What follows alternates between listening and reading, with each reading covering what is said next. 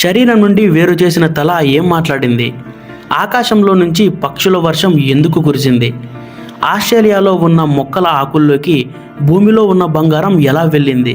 సముద్రంలో తప్పిపోయిన వ్యక్తి 133 రోజులు తిమింగలాల నుండి ఎలా తప్పించుకున్నాడు?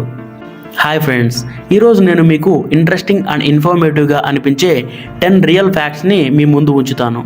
వీడియో చాలా ఇంట్రెస్టింగ్గా ఉంటుంది, స్కిప్ చేయకుండా మొత్తం చూసేయండి. Fact number 1.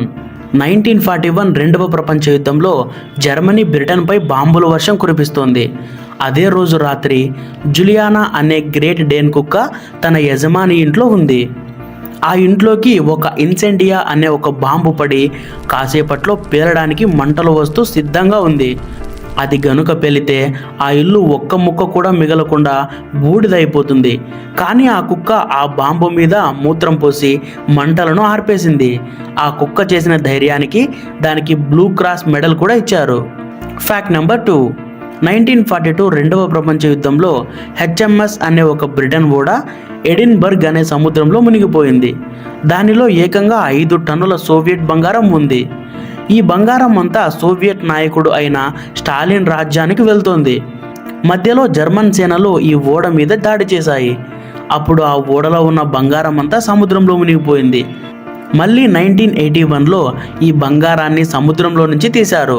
చరిత్రలో అత్యంత ఖరీదైన గోల్డ్ రికవరీ ఆపరేషన్ అంటే ఇదే. Fact number 3. 1814 లండన్లో ఒక బీరు ఫ్యాక్టరీ ట్యాంక్ పగిలిపోయింది. 1.4 మిలియన్ లీటర్ల బీరు వీధుల్లో వరదలా పారింది. ఈ వరదని లండన్ బీర్ ఫ్లడ్ అని పిలుస్తారు.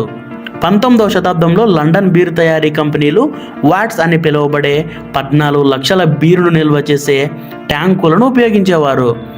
ఆ ట్యాంకు ఒకరోజు ఒత్తిడికి పగిలిపోవడంతో బీరు మొత్తం ఆ ఫ్యాక్టరీ గోడలు బద్దలు కొట్టుకొని ఊరంతా వరదలాగా పారింది. ఆ వరదలో మొత్తం 8 మంది కొట్టుకుపోయి మరణించారు. కానీ ఈ ప్రమాదంపై కంపెనీ ఎటువంటి చర్యలు తీసుకోలేదు. దీన్ని యాక్ట్ ఆఫ్ గాడ్గా పరిగణించారు. Fact number 4. 1981 జపాన్లోని కవాసాకి ఫ్యాక్టరీలో కెన్స్టీ అనే కార్మికుడిని రోబో చంపేసింది. అతను ఆ రోబోలో రిపేర్ చేస్తూ ఉండగా దానిలో ప్రోగ్రామింగ్ లోపం జరిగి అది ఊహించని విధంగా అతని యంత్రంలోకి నెట్టేసి చంపేసింది. ఇది చరిత్రలోనే మొట్టమొదటి రోబో హత్యగా నమోదైంది. Fact number 5. 1997 సముద్రంలో ద బ్లోప్ అనే ఒక భయంకరమైన శబ్దం హైడ్రోఫోన్లో రికార్డ్ అయింది. ఏ జంతువు చేయలేనంత పెద్దగా దక్షిణ పసిఫిక్ సముద్రంలో వినిపించిన ఈ శబ్దం ఏ రాక్షస సముద్ర జీవితో అయ్యి ఉంటుందని అందరూ భయపడ్డారు. కానీ శాస్త్రవేత్తలు దీనిని రీసెర్చ్ చేసి ఇది సముద్రం లోపల మంచు కొండలు ఒత్తిడి వల్ల పగిలిపోయిన శబ్దం అని నిర్ధారించారు. Fact number 6. 1907 ఫ్రాన్స్లో జీన్ బాప్టిస్ట్ అనే ఒక డాక్టర్ ఒక చనిపోయిన తలతో వింత ప్రయోగం చేశాడు. ఆ ప్రయోగం ఏంటంటే మనిషి చనిపోయిన తరువాత గొంతులో ఉండే స్వరతంతువులు ఎలా శబ్దాన్ని ఉత్పత్తి చేస్తాయో తెలుసుకోవాలని అనుకున్నాడు. దానికోసం అతను ఒక చనిపోయిన వ్యక్తి తలను వేరు చేసి ఆ తలకు కృత్రిమంగా గాలిని పంపే పరికరాన్ని అమర్చాడు. ఆ పరికరం గొంతు నిండా గాలిని పంపినప్పుడు ఆ తలలో ఉన్న స్వరతంతువులు కంపించి భయంకరంగా శబ్దాన్ని చేసింది. Fact number 7. 1877 అమెరికాలోని కెంటకీ అనే చిన్న పట్టణంలో వాతావరణం సాధారణంగా ఉంది. మేఘాలు లేవు, తుఫాను సంకేతాలు అయితే అసలే లేవు. కానీ ఆ రోజు అకస్మాత్తుగా ఆకాశం నుంచి పక్షులు వర్షంలాగా కుప్పలు కుప్పలుగా రాలడం మొదలుపెట్టాయి. పావురాలు, పిచ్చుకలు, కాకులు ఇలా ఎన్నో రకాల పక్షులు ఆకాశం నుంచి రాలిపోతున్నాయి.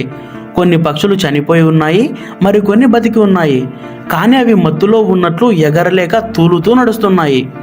ఈ సంఘటన ఎందుకు జరిగిందా అని శాస్త్రవేత్తలు అధ్యయనం చేసి కొన్ని కారణాలు చెప్పారు. సమీపంలో ఏదైనా పరిశ్రమల వల్ల కార్బన్ మోనాక్సైడ్ గాల్లో కలిసి పక్షులన్నీ మత్తులోకి వెళ్ళి ఉండవచ్చని ప్రతిపాదించారు. అండ్ ఇంకో రీజన్ ఏంటంటే ఈ పక్షులన్నీ ఆ సమయంలో పులిసిపోయిన బెర్రీలు తిని మత్తులోకి వెళ్ళి ఇలా పడిపోయి ఉండవచ్చు అని చెప్పారు. Fact number 8. రెండవ ప్రపంచ యుద్ధ సమయంలో హ్యారిసన్ ఒకాపా అనే ఒక నైజీరియన్ నాయకుడు సముద్రంలో ఓడలో వెళ్తున్నాడు. అప్పుడు జర్మనీకి చెందిన ఒక సబ్మెరైన్ అతని ఓడ మీద బాంబును వేసి పేల్చేసింది. అప్పుడు అతనితో పాటు ఇంకో ఇద్దరు ఒక చిన్న పడవలోకి ఎక్కి తప్పించుకున్నారు.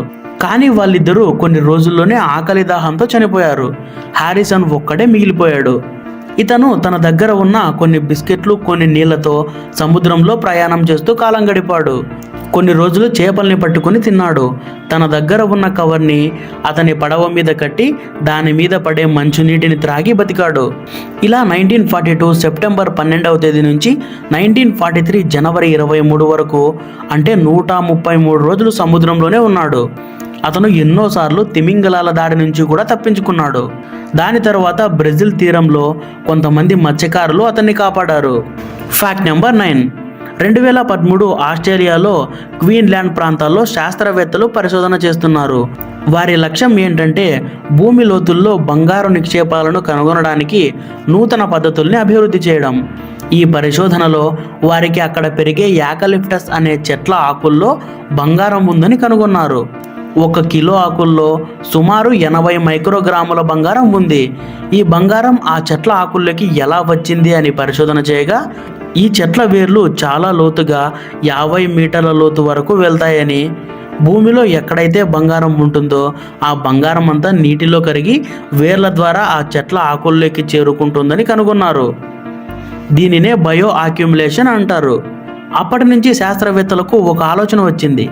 భూమిలో బంగారం ఎక్కడ ఉందో తెలుసుకోవడానికి ఖరీదైన తవ్వకాలకు బదులుగా ఈ చెట్లను పెంచడం ద్వారా బంగారం ఎక్కడ ఉందో గుర్తించవచ్చని అనుకున్నారు. ఈ ఆకుల్లో బంగారం చాలా సూక్ష్మమైనది. 1 కిలో ఆకుల నుండి 80 మైక్రోగ్రాములు అంటే 1 గ్రాము బంగారం సేకరించాలంటే సుమారు 12,500 కిలోల ఆకులు కావాలి. Fact number 10. 19వ శతాబ్దం చైనాలో చెంగ్ షీ అనే అమ్మాయి సముద్రపు దొంగల రాజు అయిన చెంగ్ అనే అతన్ని పెళ్లి చేసుకుంది. అతను చనిపోగానే ఆమె అతని 1500 ఓడలు 80,000 దొంగల సైన్యాన్ని చేజిక్కించుకుంది. అప్పటి నుంచి ఆమె సముద్రంలో వెళ్లే ఓడలన్నింటినీ దోచుకునేది. చైనా నావికా దళాలు కూడా ఆమెను ఓడించలేకపోయాయి. చివరకు చైనా ప్రభుత్వం ఆమెతో శాంతి ఒప్పందం చేసుకుంది. ఆమెను సమాజంలో ధనిక వ్యాపారస్తురాలిగా జీవితం గడపడానికి అనుమతించింది. ఫ్రెండ్స్, ఇంతటితో అయితే మన వీడియో ముగుస్తుంది. ఈ 10 ఫ్యాక్ట్స్లో మీకు ఏ ఫ్యాక్ట్ ఇంట్రెస్టింగ్గా అనిపించిందో కామెంట్ చేయండి. ఇంకా ఎవరైనా మన ఛానల్లో సబ్స్క్రైబ్ చేసుకోకపోతే సబ్స్క్రైబ్ చేసుకొని బెల్ ఐకాన్ ఆన్లో పెట్టుకోండి. Love you all.